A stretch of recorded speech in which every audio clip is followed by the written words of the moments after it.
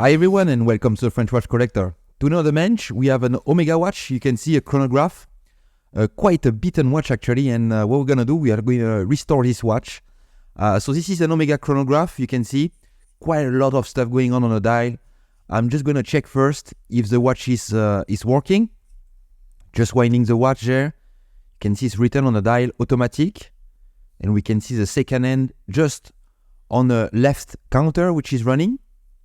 Checking if we can set the time. Checking if at 12 o'clock if it's jumping. Yeah, that's not 12. That's, there we go. Just need one more turn. Yeah, we can see the date. Start moving.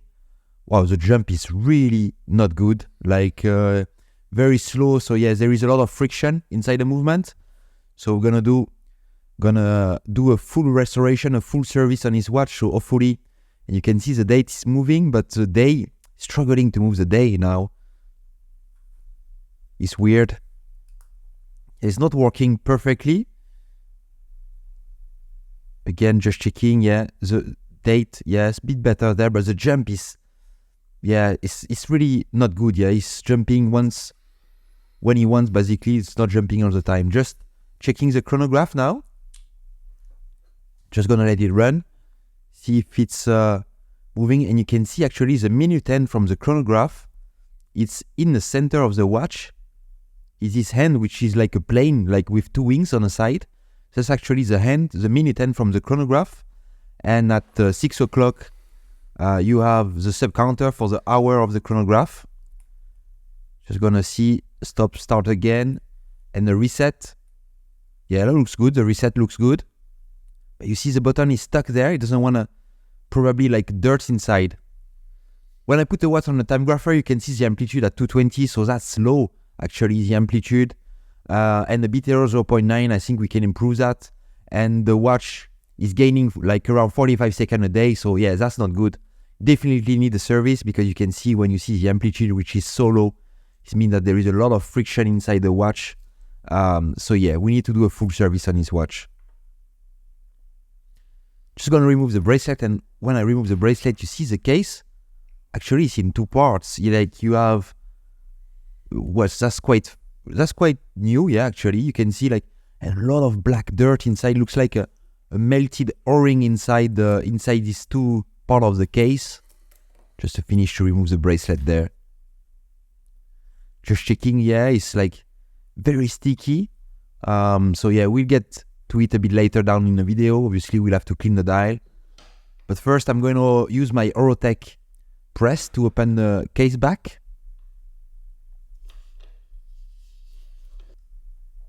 And you see there, actually, it's written Seamaster at the back and not Speedmaster on this type of model. And here we go. We see the beautiful Omega movement. Automatic, so we see the rotor there, which is turning when your wrist is moving. A lot of plastic parts actually inside. You see on the side, it's like plastic parts. And you can see the number is a 1045, caliber 1045, which is actually Le Mania 500. Same is based on this Le Mania movement. Just removing the winding stem there. And look, there is a part here. That's weird. Why? What this part is doing here? Okay, so I will remove it and we'll see when I put it back together. Removing a couple of parts there, which keeps the movement nice and secure inside the case. And now you see I can remove. Oh, there is still the spacer ring. And we have this beautiful dial, which is a bit worn out actually, but yeah, I give a character to the watch. Obviously, I'm not going to send this dial to be refinished. I like to keep the character of the watch. Just going to remove the hand now with my Presso tool as well. Remove the minute hands from the chronograph and the timekeeping and the hour hands. And I will now remove all the small sub-second dial. Like you have this 24-hour counter, the hour counter from the chronograph, and the one at 9 o'clock, which is a second always running from the time and not the chronograph.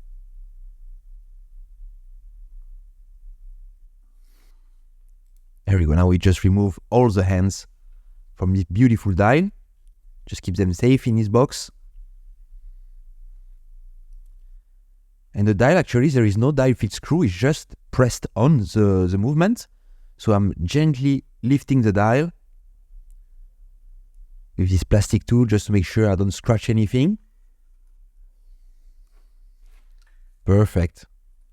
I'm just going to store it and in this box, which is specially made to keep the dial in a safe place.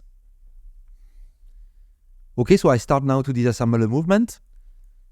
Starting on the top with the automatic system, which is quite simple actually on his watch.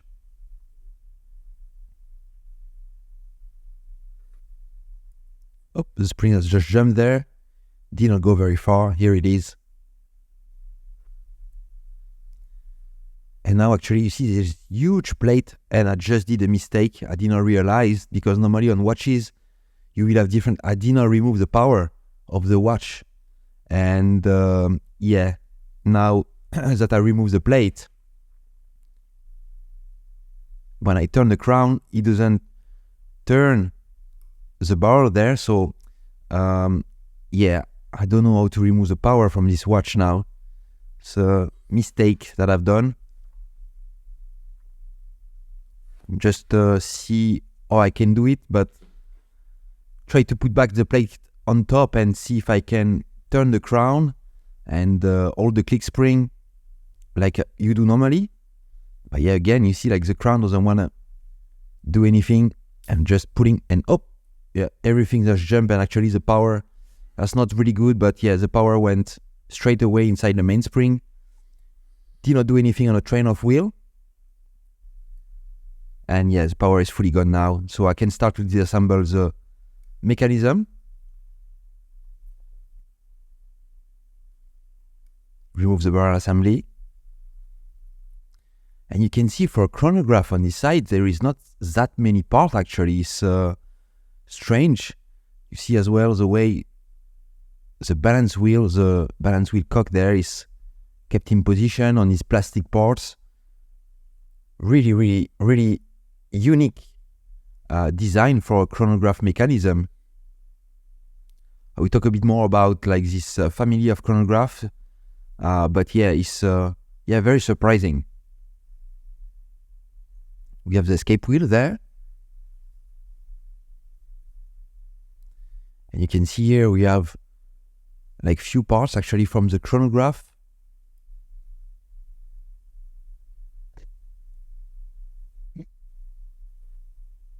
Again, some wheels from the train of wheel, and in the center you see like with this spring here, we'll have like, yeah, all the parts where you connect the second end from the chronograph. The crown wheel, very, very different design to any chronograph that I saw. Yeah, even like Seiko's or Japanese movement and Swiss movement. This one is very, very particular. And actually, when you see on this side, it looks quite simple compared to a standard chronograph movement. Because yes, this one has few complications. Obviously, it's automatic. You see on this side a date and a day. So yeah, not a simple chronograph. A 24-hour counter as well. So yeah, it's not a simple chronograph movement with few complications.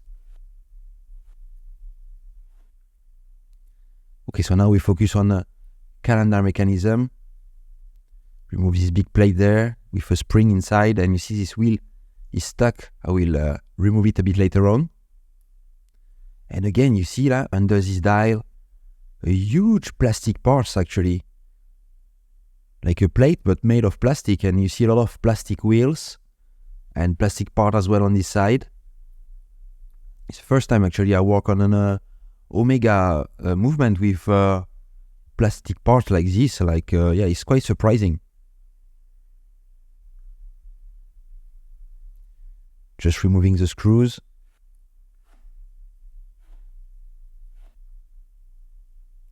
There we go, to release like this huge plastic plate. And you can see on this side, actually on the keyless work side, like there is quite a lot of parts from the chronograph. A lot of springs, a lot of arms, a lot of wheels. Oh, you see these springs? Just jump there, did not go very far. There we go. And the parts here are quite stuck to each other, and yeah, movement looks a bit dirty, and you can see some sign of grease, but fully dried up, so that's why probably it was not running very well. For the amplitude and jump of the day and date, probably need like, yeah, a good service. Okay, we carry on removing the rest of the parts from this side. And you see again a very interesting design.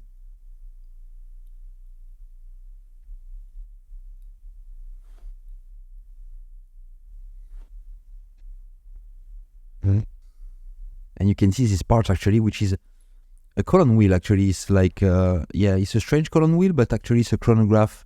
It's not a cam. It's a wheel. But yeah, not like you are used to see on like normal, let's say, common wheel chronograph. It's a bit of hybrid between a cam and a column wheel. It has the shape of a column wheel, but like the height of a cam. It's quite interesting. Okay, so now I just disassemble the keyless work, which is pretty standard there. Gonna remove the jewels. Oh, it just jumped there. That's strange actually. Never had the jewels that jump like that because there is no spring underneath. And we peg the jewels again just to remove any dried up oil or grease on this plate. We do the same thing on every single jewel from the movement. And it will help when we put it in a cleaning machine to remove like any dried up oil or grease on this part of the watch.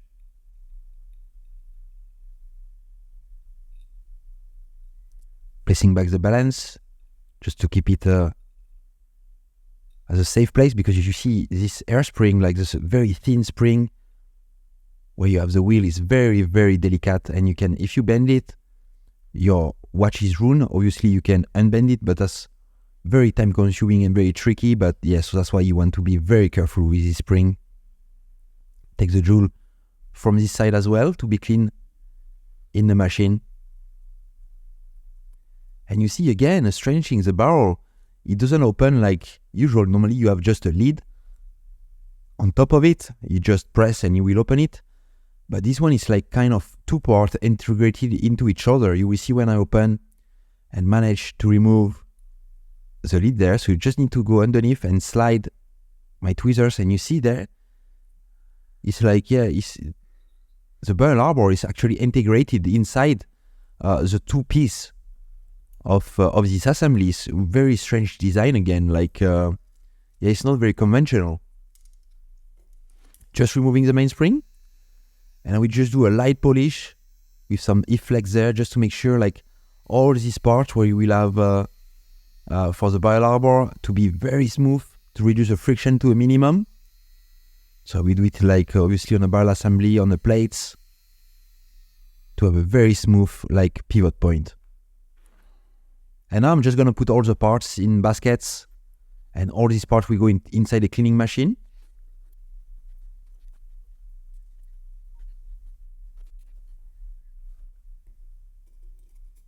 Here we go in this basket, and all the parts now will be cleaned.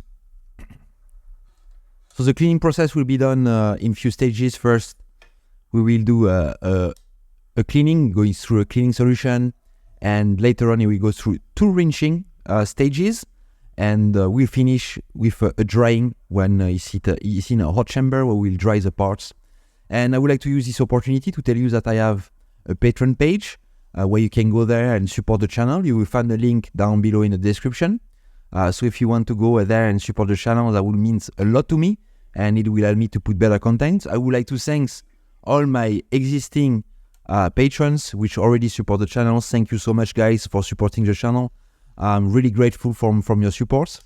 And as well, if you did not subscribe to the channel, you can click on the subscribe button, click on the thumbs up to help the video to be promoted on YouTube and get more followers and more watch lover on the channel. And again, we'll be a big community and put better content as well on this topic.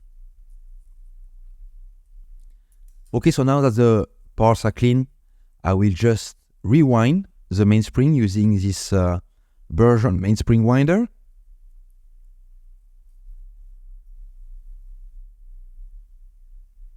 There you go, you see being an automatic, you see the end with this V shape there that will rub against the side of the barrel.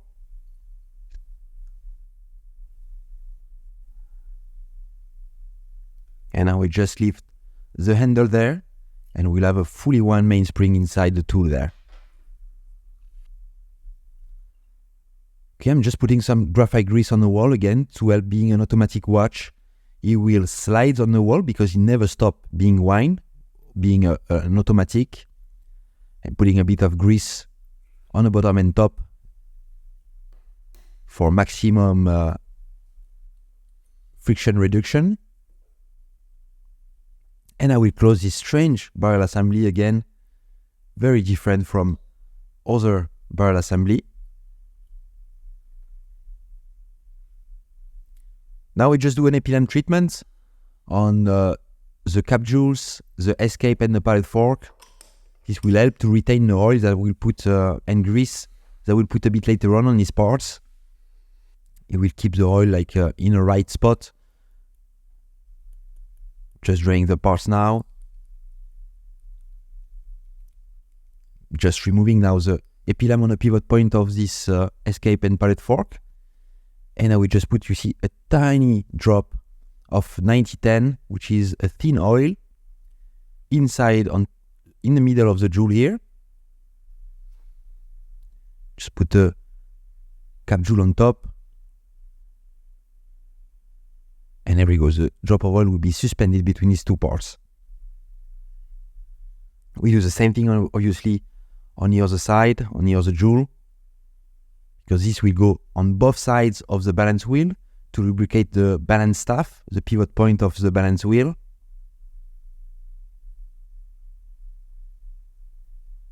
And we put them in their shock protection system with this spring on top. And you see now I'm just closing the spring with these two arms. Just need to slide in the groove. There we go, one side and now the other, perfect.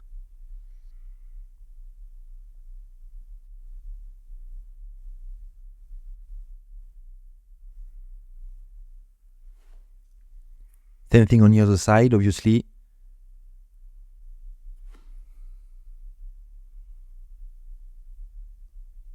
There we go. Just checking if the balance wheel, the spring is fully concentric and flat, using a bit of air there just to make the balance moving, and it looks perfect. So that's nice. Now we have the balance in nice shape, fully oiled, and ready to go back on the mechanism later on. I'm starting the assembly with the keyless work. And actually on this type of movement, you can go online and you will find a lot of technical documentation that tell you how to disassemble and assemble the movement, which type of oil and grease to put. So that's very handy. Every time you can find a technical documentation on a caliber. I advise you to follow it. And it's a case on this caliber from Omega or Lemania.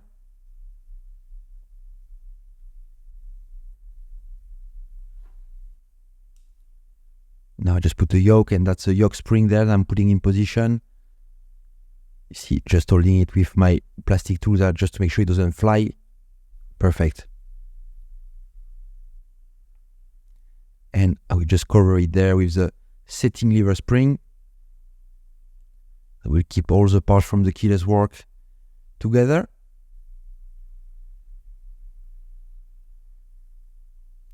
Arming the spring here, this arm is long arm. And putting, you see that's the grease that I'm putting, again, because you see a lot of tension between these parts, a lot of friction. So we use a heavier grease.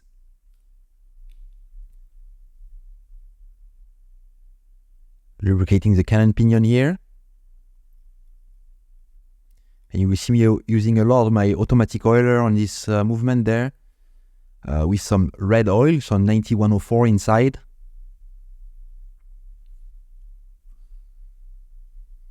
And you see now on this assembly, like I said, I'm following the technical documentation. You assemble, first you start to assemble parts on the dial side.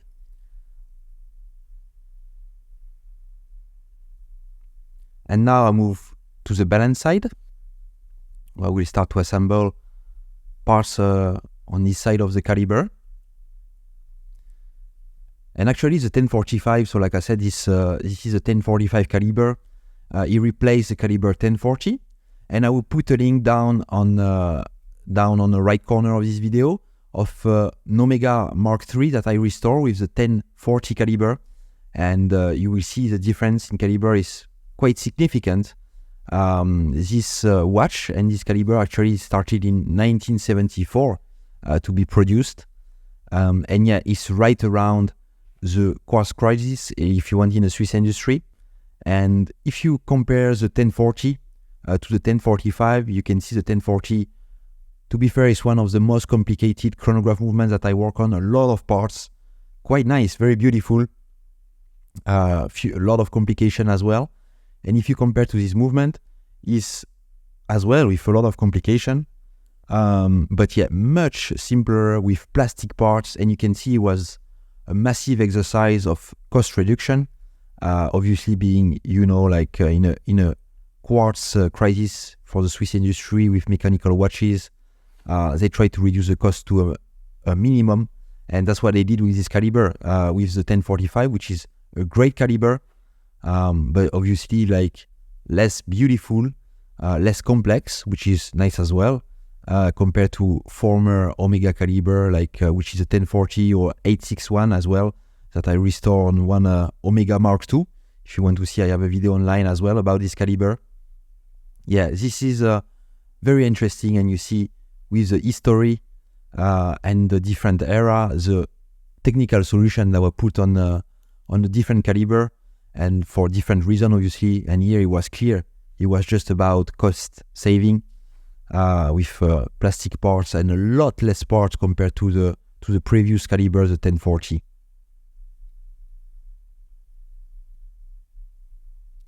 Okay, so now you see I put back some of the part of the train of wheel, some of the part as well of the chronograph. Here we have the crown wheels that come on these plastic parts there on a pivot point on the plastic part.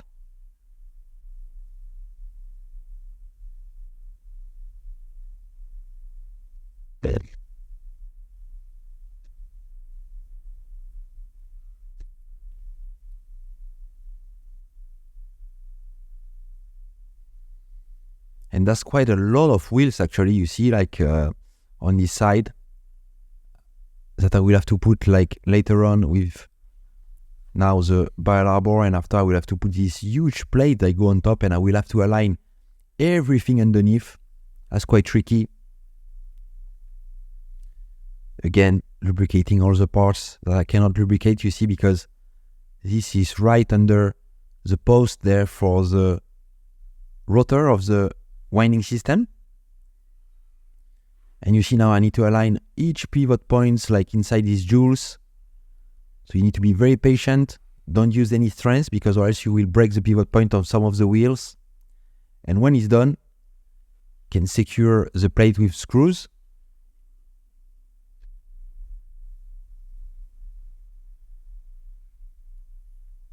And you see there, all the wheels are turning. Perfect. It means everything is aligned. Just gonna oil now all the different pivot points. Here with the jewels, putting different oil, some different viscosity of oil depending on which wheels, depending on the speed of the wheel, which is turning, like some wheels turn faster than others, so you use different viscosity. Now I do the same thing on the dial side. Obviously you want the wheels to be lubricated from both sides.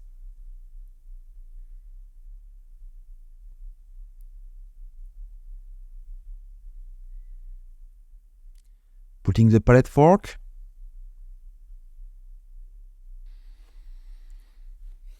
Putting now the pallet fork bridge on top, and again, you see, need to align the pivot point. Oh, it's just dropped there, perfect. Fully aligned, and you see now it's moving nicely. You see the number there, 1045. So like I said, Omega 1045 caliber, which is a Lemania 500. Winding the watch a bit, and we see if we have the power coming to the pallet fork, if the pallet fork is clicking.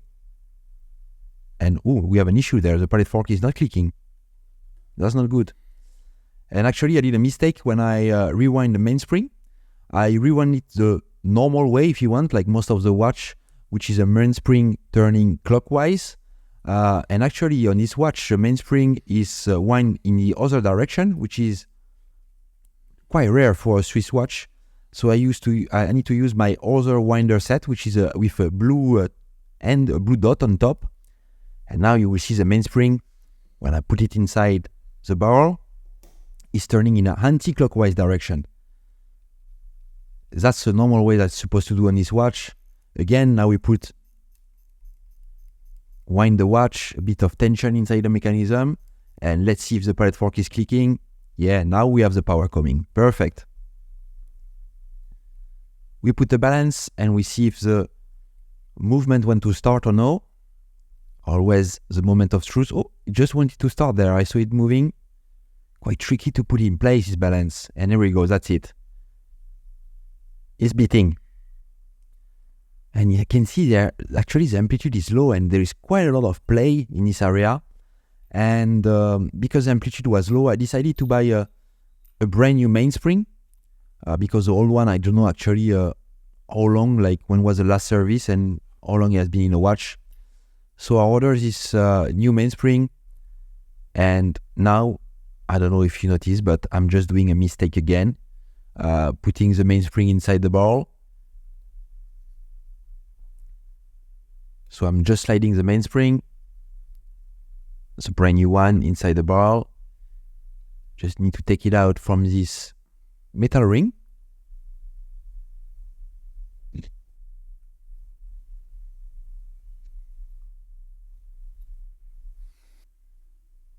Just gonna re-oil all the different pivot points to make sure friction is reduced to a minimum.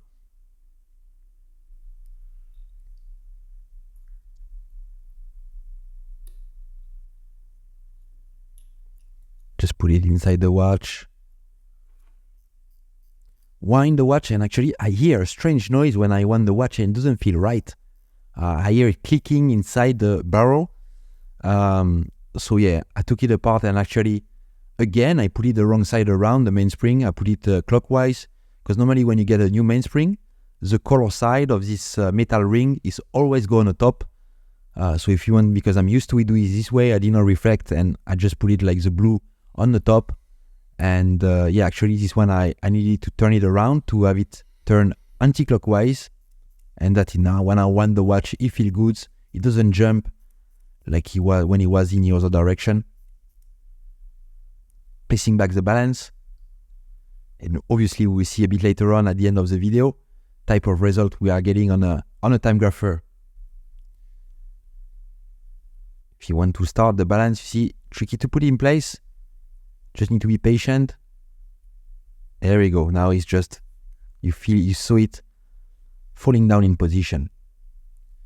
Okay, so now the movement is beating. We are going to assemble the rest of the chronograph mechanism, which is on the dial side.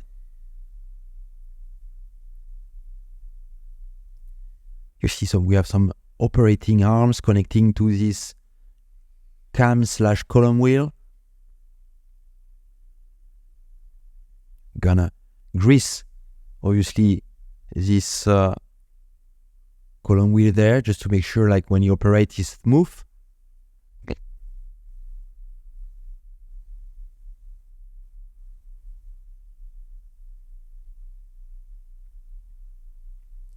Here is parts that we like as a spring, put a tension.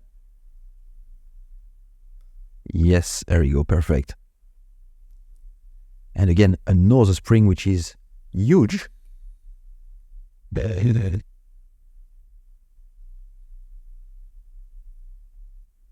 secure it with a screw, and then I will arm the spring there on the parts. There we go.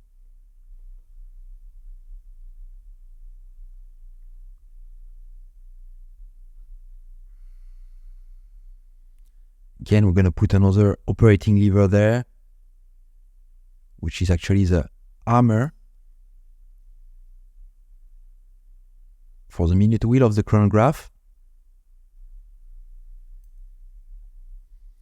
Again, you see there a connecting rod that connects from the pusher to the arms.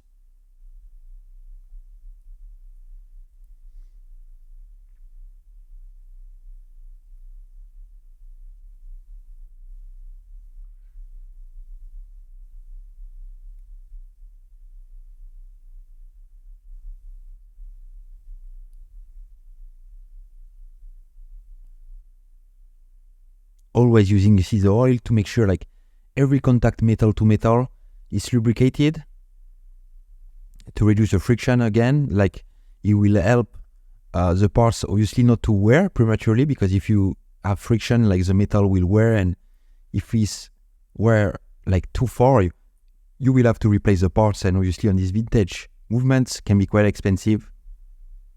And obviously as well, it will help the watch run smoothly. If it is like when you push the button on the chronograph, or if it's like all the parts for the timekeeping, it will help to improve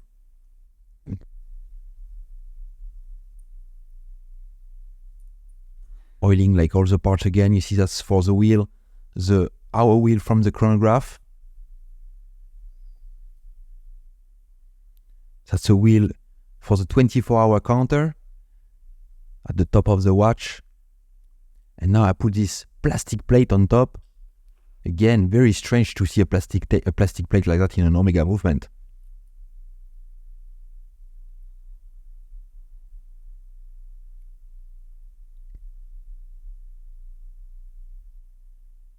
I'm gonna secure it with the screws, actually 4 screws on this plate to keep it in position.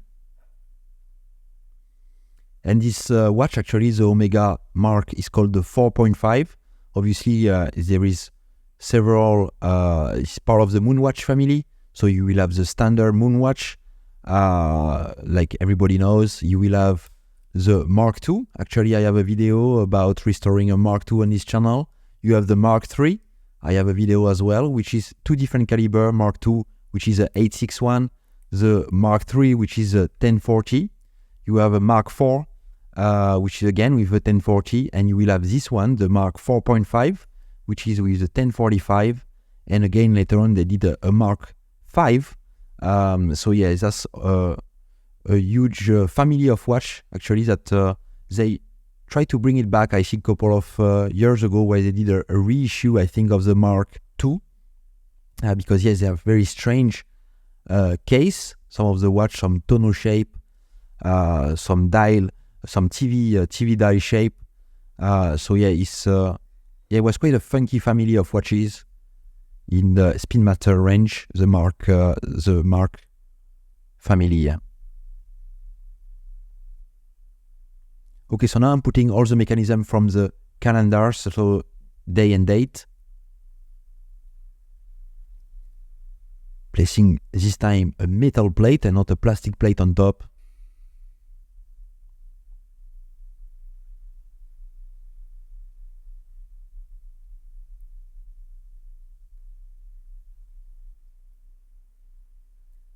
There we go, now it's in position.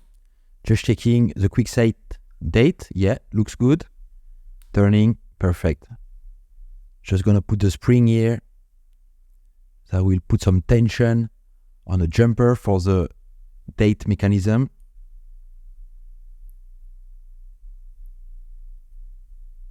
If you want to go in position there. There we go.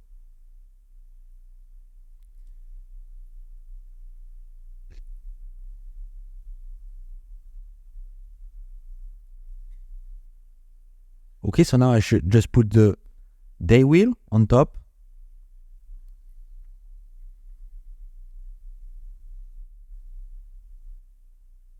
You see it's a French one with the little F actually on the disc, where I tell you which language you have the day of the week. And I put this clip on top that need to be quite tricky to put in position. Actually, need to use a bit of force just to put it in between these two pins. Just checking now. Quick save data as well, day and date, perfect. It looks much smoother like the jump when than when we started the watch, when we tried it first. And now I do like if I'm changing the time, and you can see the plastic part there, the hook, go on top of the day, and you have a second one coming, and now you will have both moving at the same time, the day and the date for the jump at 12 o'clock. Okay, so now we move back to the other side again, to the balance. We're gonna finish assembling the last few parts. And you see that's a strange part that I found when it was inside the watch actually. It goes on the top of the barrel arbor, and you need to slide it under, like I did not slide it yet, but you need to slide it under the plate. I don't know why this part got removed or was flying inside the case. Strange. Okay, so now it's a mechanism for the winding system. Again, oiling everything.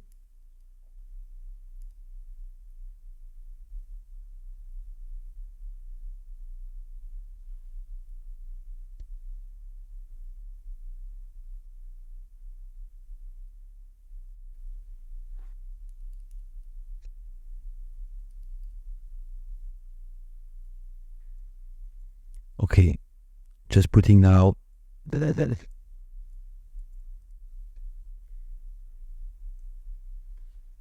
rotor on top there, perfect. And you see everything moving. Actually, it's winding only in one direction. You see?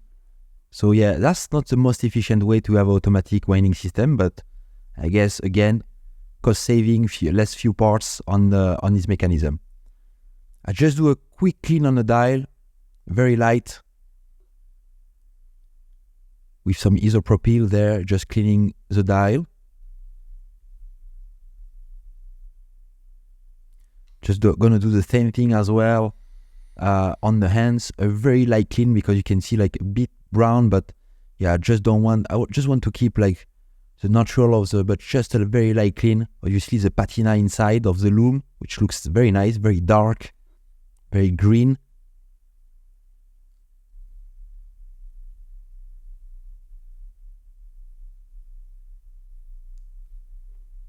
And now I can place back the dial on the watch.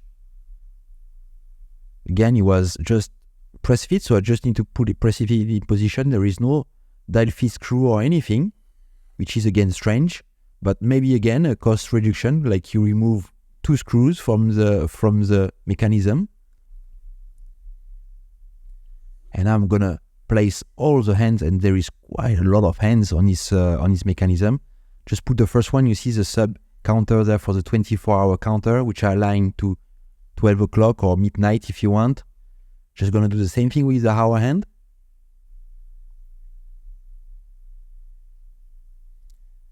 Now that's a minute hand of the chronograph.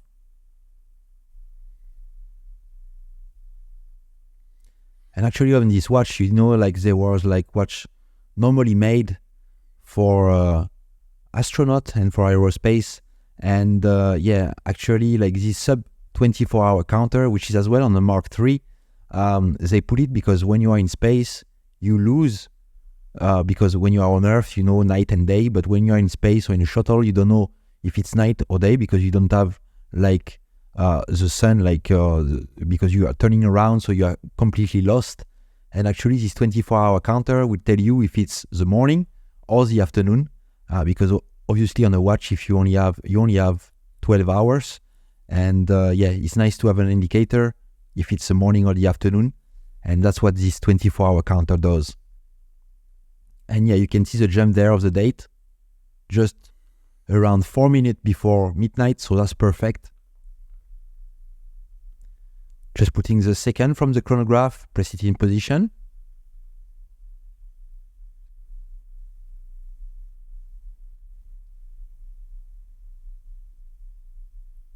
Yeah, just misaligned there. I'm just realigning it again with the tool here, and I'm just going to press it again in position.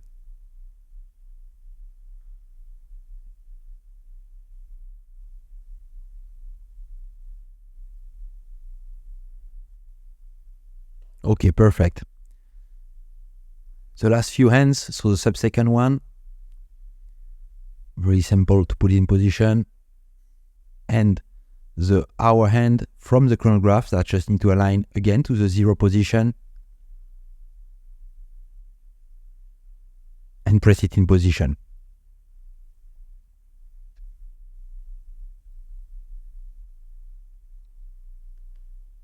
Just checking now if the chrono is working, pushing to start. Just let it run a bit. Yeah, we see the minute hand moving. The hour hand obviously is moving very slowly, being an hour hand. But we can see it moving ever so slightly. And now I'm just going to see if the reset, always tricky to do it when it's not inside the case.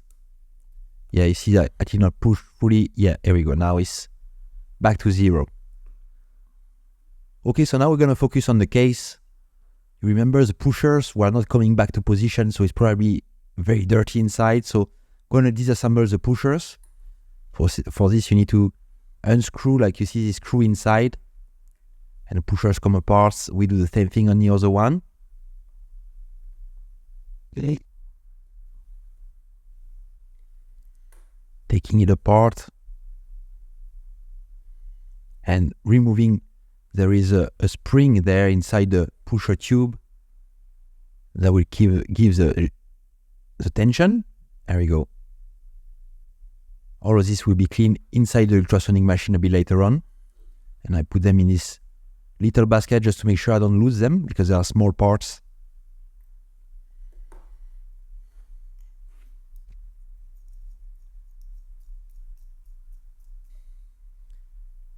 Just remove this old O-ring that we put a brand new one, obviously. And now we try to remove like this gunk that there is all around, like this, yeah, melted O-ring, or I don't know what it is. It was actually very annoying to remove, very time consuming, so they are speeded up by a lot. And I try to remove as much as possible before we put it inside the ultrasonic machine with a piece of pegwood. You can see my fingers getting very dirty. You have the same thing as well inside the case, like in the second part of the case. There I'm trying to remove, you see, all this dirt. Gonna remove the crystal now using my Orotech press, my custom press from Orotech. I will put a link down below as well if you want to buy these tools from Orotech. They are great. They are unique as well with this customization. This is a carbon edition. Very nice looking.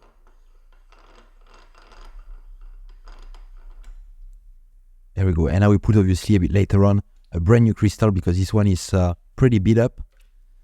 And that's it. I put all the parts inside the ultrasonic machine. I use like a small ultrasonic machine, and I will put a link down below in the description if you want to use this machine. I have a 5% discount code on this machine, so you will find the link down below in the description if you want to buy this very nice ultrasonic machine to clean parts, bracelet. Is very, very useful. Now that is clean, I just put all the parts back together, putting a bit of grease inside. I'm just doing the reverse process of the disassembly. And you see the case is much cleaner now after a nice clean in the ultrasonic machine.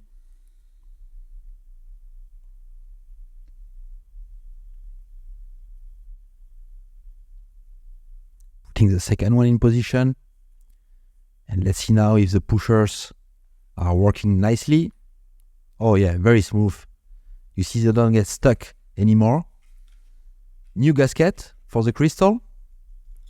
Put this plastic ring inside.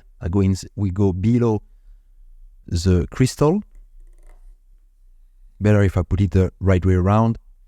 Just press it in position. And I put a brand new sapphire. Actually, I put a sapphire crystal, you see there.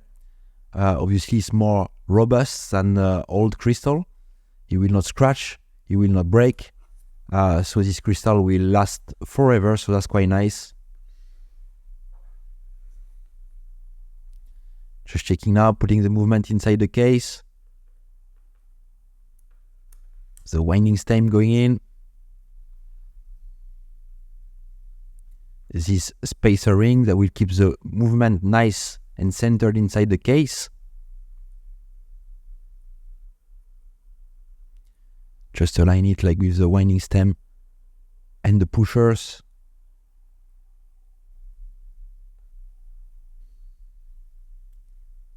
And the spring that will put the tension and keep the movement in place when I put the case back, when I screw the case back.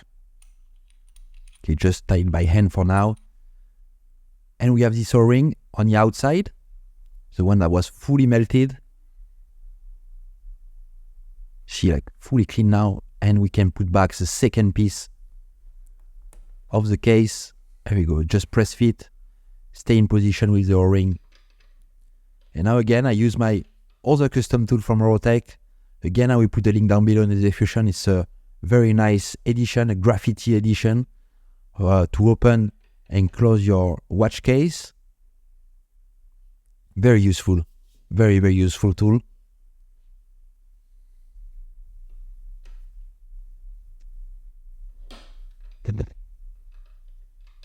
That's it, now it's fully closed. And we see inside the case if the chronograph is running. Just speed it up a bit. You can see the minute hand with this plane on the hand. We see the hour hand moving as well very slowly. And the reset, still a bit slower, but after every time we do it, it will get better and better when the oil and the grease will go everywhere inside the movement. And that's it, we place back the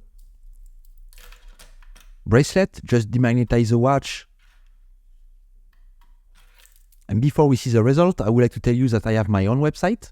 And actually this watch will be for sale on my website. So if you want to buy this watch, you can find a link down below on my website where I sell some vintage watches that I restored on the channel. As well, if you want to send your watch for restoration or a service, you can contact me there. And I will be very happy to restore your watch, like for example this Omega Mark 4.5. So yeah, click on the website, and if you have any question, just put it in a comment down below. And you can see the watch now, amplitude 270, so much higher than before. The bit error is around 0.1, which is quite good. The watch is at rate of 0, so it's not losing or gaining any second per day. So it's running perfectly right now. A beautiful watch, an historical watch as well. First Omega with the 1045, beautiful watch. So if you want to grab this watch, go to my website, and I hope you like this video, and I see you next time. Bye bye.